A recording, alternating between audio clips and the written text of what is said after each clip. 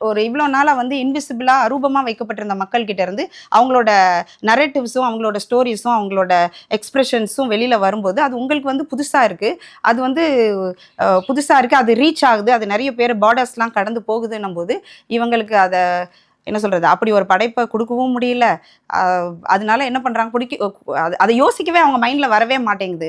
So அதனால இவங்க என்ன பண்றாங்க, அதை எடுத்துக்க பார்க்குறாங்க, அதை தன்வயப்படுத்துறாங்க, திரிபு பண்றாங்க. இது என்னோடதுன்னு மாத்திக்க தான் பார்க்குறாங்களே தவிர, இப்போ இந்த சீயிங் ரெட்லயே எனக்கு என்னன்னா, நீங்க உண்மையிலேயே உங்களுக்கு அந்த கதை பிடிச்சிருந்தது, இது என்னால் படம் பண்ண முடியும், நான் படம் பண்ணி ஒரு ஒரு ஒரு இன்னும் பரந்த தளத்துக்கு நீங்க எடுத்துட்டு போகணும்னு நீங்க நினைச்சிருந்தீங்கன்னா என்ன பண்ணியிருக்கணும் அப்படின்னா, இந்த கதைக்கான நீங்க அனுமதியை வாங்கியிருந்திருக்கணும். இந்த கதை யாருக்காக பேசப்பட்டிருக்கோ அதை நீங்க அப்படியே வந்து நீங்க படமா எடுத்திருந்தீங்க அப்படின்னா நீங்க நியாயமானவர்கள்னு நம்ம ஒத்துக்கலாம். அப்படி இல்லாம கதையையும் நீங்க அனுமதியும் வாங்க மாட்டீங்க, ஆனா அந்த கதையும் உங்களுக்கு தேவை. அதுக்காக நீங்க 1008 அதுக்கு மேல பல கோட்டிங்லாம் போட்டு அதை வேற ஒண்ணா மாத்த ட்ரை பண்ணி அதுலேயும் ஃபெயிலியர் ஆகி நிற்கிறது தான் வந்து ரொம்ப மோசமான விஷயமா இருக்கு.